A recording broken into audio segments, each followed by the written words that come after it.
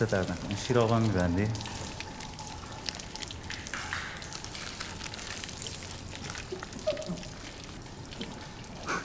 میگه من مریضم، کولر واسم خوب نیست، ما خودمونم کولر نداریم. آسانسور چی میگه؟ هیچی، همون حرفای قبلی.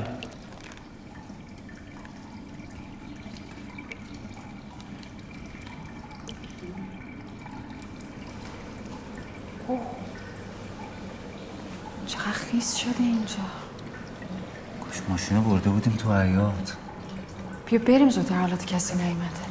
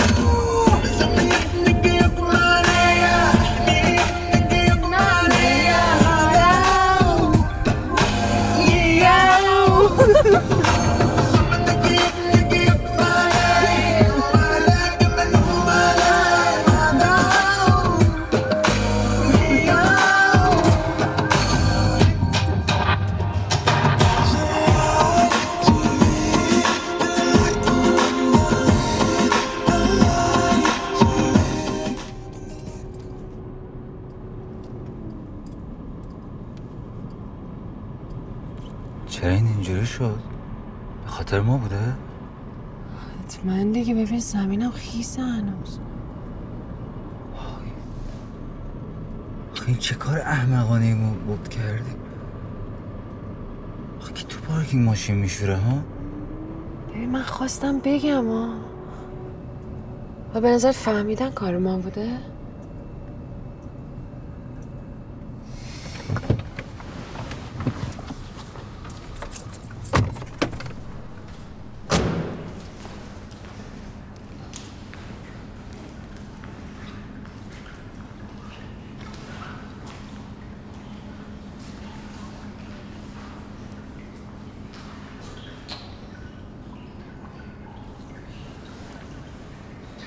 که ما رو ندید وقتی داشتیم میرفتیم، نه؟ نه فقط همین بچه طبقه اولیه. نه اونا که تازه دیروز اومدن، بعد مثلا نمیدونن که ما کدوم واحدیم. نه یعنی میگم کلا فقط همون دیده.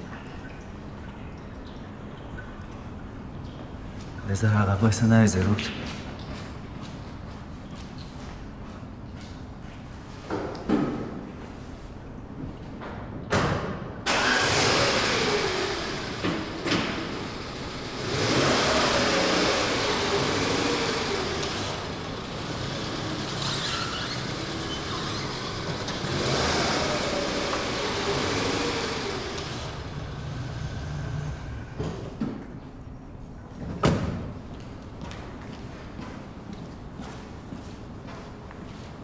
نمیدونی هزینه تعمیرش چقدر میشه؟ نمیدونم، مگه سر در نمیارم. احتمالا باید از این سقف کاذبه باشه. یعنی گرونه؟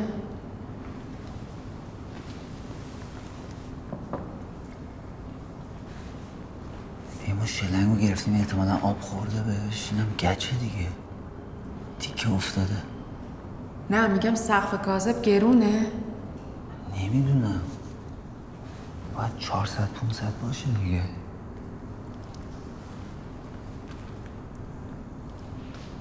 بریم بالا، بیا بیا دیگه.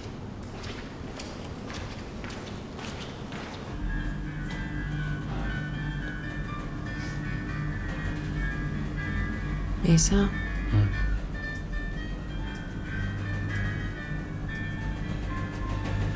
بزن نفهمیدن کار بیا وایسا. طبقه سوم. معلوم نمیشه فردا برم. اون میگه مثلا نفهمیدن کار ما. نفهمیده بودن، الان دیگه فهمیدن.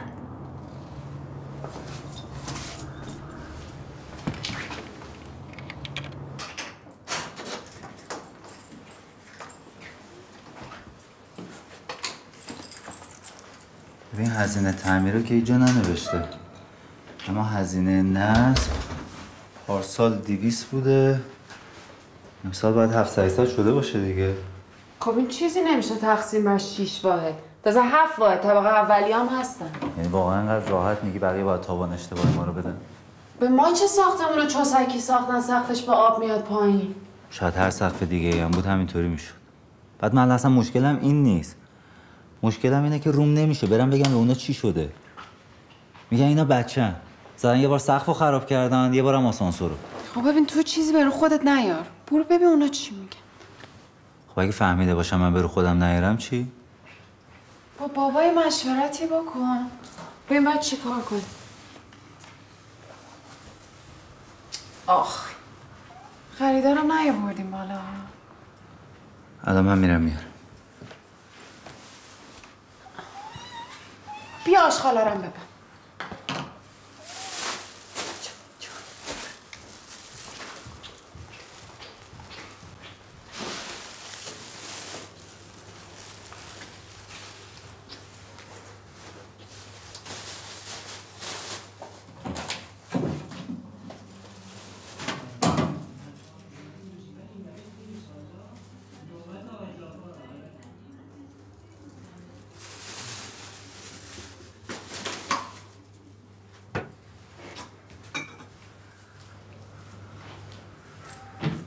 چی شد؟ این واحد روبروی یادمه درن.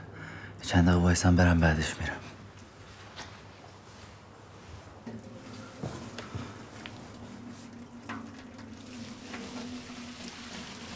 تینا من یه دقیقه داشتم با این مردی که حرف میزدم آب پاشیدی به سقف. افتاد تقصیر من؟ تو خودت شروع کردی ماشین شستن. عزیزم من شلنگو عادی گرفته بودم، تو انگشتتو گذاشتی رو شلنگ پاشید به سقف. تو این کارو نکردی؟ تو اول این کار کردی، من اول شلنگو گرفته بودم بعد تو دومی کار کردی دیگه. خب بالاخره گرفتش به اون دیگه. خودت فهمیدی اصلا چی گفتی؟ دنبال یه بهونه گیر بدی به من. من میرم بخوابم. من زود بخواب فردا خواب بمونیم. شب بخیر.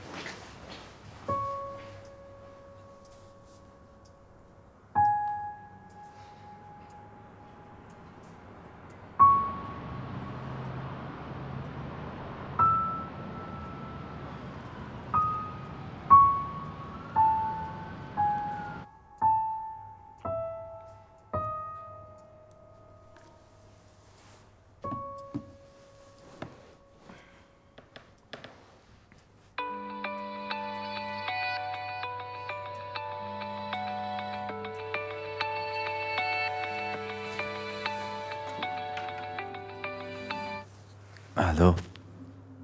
سلام بابا جان. نه اتفاقا کار خوبی کردی زنگ زدی. دیگه باید بیدار میشدم. دیشب یادم رفت ساعت بذارم بیدار شد. آخه تینا خوابه. نه چیز خاصی نشده بابا جان. دیشب گفتم شما خوابین واسه همین دیگه مزاحم نشدم مسیج زدم. نه هیچی بابا جان. دیروز که تعریف کردیم براتون آب ریختیم به سقف پارکینگ. یه تیکه از سقف پارکینگ کنده شده. نه خدا رو شکر چیز خاصی نشده. فقط همسایه‌ها جلسه گذاشتن تو پارکینگ. من الان باید اونجا می بودم. خب آخه من برم بگم چی بهشون؟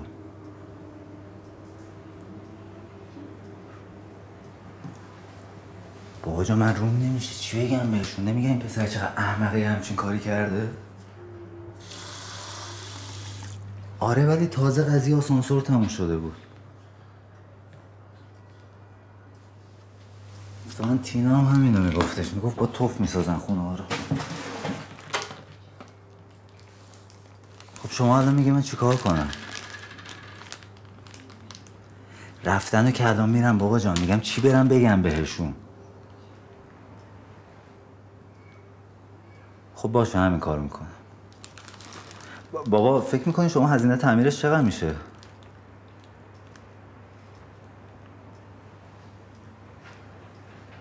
مطمئنی؟ خب پس اوکیه. باشه پس خبر میدم بهت. قربونت برم بابا جان. خداحافظ. خداحافظ. صبح بخیر. قول نداده بودیم هیچ وقت جدا نخوابیم؟ یهو خوابم برد. میگه ساعت 9 جلسه نبود. دارم میرم ولی استرس دارم.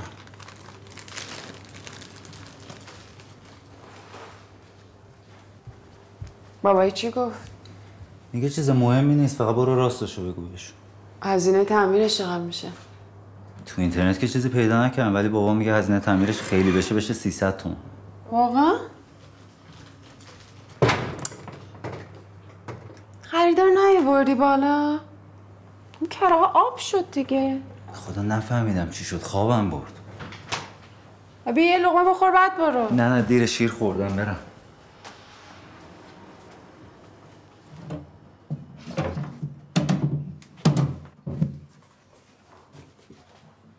به خاطر 300 تومن توپیدی به من. ول کن دیگه تینا جان. بگم غلط کردم راضی میشی؟ خب ببخش. عصبی بودم، دنبال بهونه بودم دیگه. بی قول بدیم انقدر دنبال مقصر نگردیم، هر چی میشه. باشه قربونت برم. تو دعا کن همه چی اوکی بشه. ایشالله. تو هم برو راحت حرفتو بزن دیگه، خیال خودمونم راحت میشه. قرار نیست انقدر عذاب وجدان استرس داشته آره بابا، باشیم. فدا سر اسفندیار. لطفاً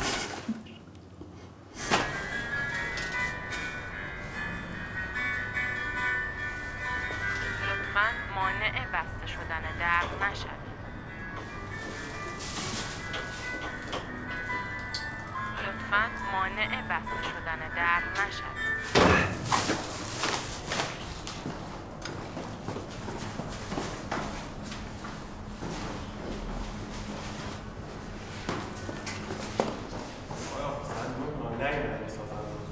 زنگ زدم دیگه، نمیتونم که علم غیب ندارم که کجا اصلا دارم میپیچونن دیگه. سازنده تعهد داشتیم اینجوری ساخته که نمیساخت. واقعا اصلا به دنبالش نمیای که شور این کاغذ بالم هم من نمیدونم. منش 20 میلیونه دیگه.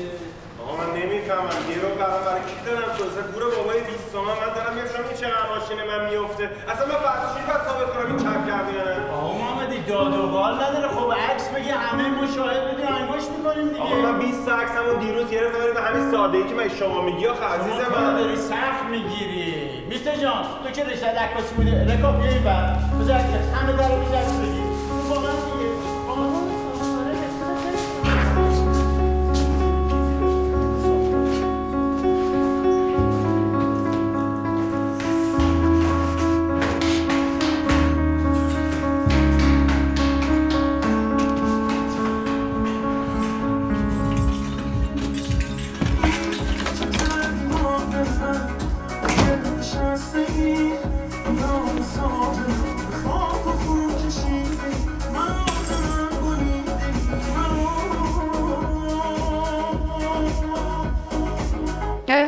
چه زود اومدی؟ چی شد؟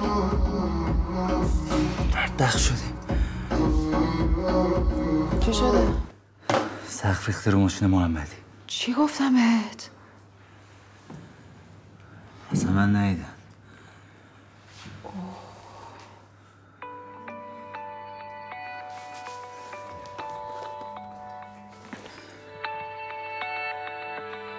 این طول سگ منو دید. طول سگ کیه؟ پسر این همسایه طبقه اولی تو راپل مهندسی کام رفته باشه گفته باشه. ایسان ول کن، اینا 2 روز اومدن تو این ساختمون، منو تو رو از کجا میشناسن؟ جواب ندی؟ جواب بدم بگم چی؟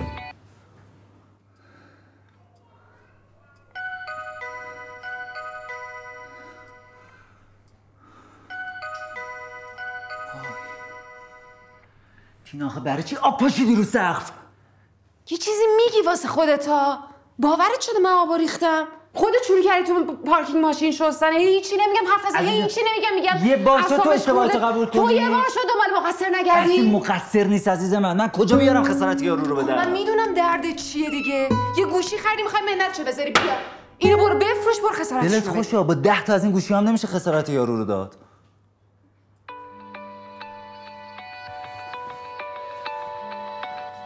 سرچولی هم گفتن. مغزم چاق نمیده. کجا می‌خوای بری؟ چیکار می‌خوای بکنی؟ برم همه چی بگم خیالم راحت شه. راحت شه بدبخت میشی. خب آخرش که چی؟ هیچی میشه یواش. یه بشینی فکر کنیم می‌خوای که تو سرمون برسیم دیگه. قرار بود کاری بکنیم که داده کرده بودیم. نمیذارم. درستش کردم. ببین دیروز که اومدم اینجا این صحبه قشنگ شکم داده بود. بلوش 6 7 رسیدم خب ترسیدم بزنم اینجا دیگه گذاشتم اینجا گفتم چه کاریه خب غیر از اینه. مرد استوی دیدی سخت شکم داده نکردی یه کاغذ بنویسی بذاری بقیه هم نظرن زیرش؟ اینو راست آقا من گفتم تابلو همه میبینن دیگه خب. آخه همه مگه مثل تو راننده تاکسی هن که چشمشون همه جا باشه؟ داداش من شما سقف به این بزرگی نمیبینی میخوای کاغذ چرا منو ببینی؟ میزنه به خدا. الان صدای منو میشه برو کنار سخت نریزه. آقای سرچولی الان چی؟ آقا سرچولی چی شد؟ تلفن شما هم جواب نمیده. یعنی چی؟ آقا من 20 دفعه بهشون زنگ زدم. ای بابا نه میخواستیم شما هم یه لطفی بکنی یه استشهاد پر کردیم شما هم امضا کنه هرچی تعداد اون بیشتر باشه خب زودتر اقدام میکنن دیگه. بله یه نوکه پا نمیتونیم کاشان که دیگه. بله نه خوش بگذره. سلام برسونید. بله خداحافظ. اینا ببین تیکه چجوری افتاده زمین. آقا محمدی شما اصلا نگران نباشید ما همه شاهد بودیم چه اتفاقی افتاد دیگه. همین امضا هم کافیه. دخترم هم که داره فیلمشو میگیره. بگی بابا جون این فیلمو میگیرم برای گزارشگر من و تو. آقا فقط اصلا خودم این فیلم درست درمون میگیرم. آقا غلامی شما که میخوای محبت کنی فیلم بگیری برو بیرون که پلاک خونه هم بیفته. برو قربونش همین کارو میکنم آقا. خب آقا اگه دیگه ما کاری نداریم ما بریم. آقا جون شما دندون رو جگر بذار 2 دقیقه واسه آقا غلامی فیلم بگیره بعدم برو رد کار دیگه. رکابی 88. تو گذاشتی چند روز بعد اصلا تو امضا کردی؟ میدونی؟ نه وضعیت ساختمون نوساز ماست. ایشون هم آقای میرزایی هستن که از فریدی ساکن اینجا شدن. نه سه‌شنبه 11 خرداد تشریف آوردن. نه دوشنبه. اینم وضعیت سخت. استشهاد مردم از در نکن آقا. بفرمایید. این لوله از اول سوراخ بوده. ولی چون کسی اینجا زندگی نمی‌کرده متوجه نشدیم. از وقتی آقا میرزایی اومدن زندگی کردن آب زیر این سقف جمع شده. آره دیگه. این تیکم که دیروز افتاده رو ماشین آقا محمدی امروز هم با سازنده‌ها قرار داشتیم که نیومدن.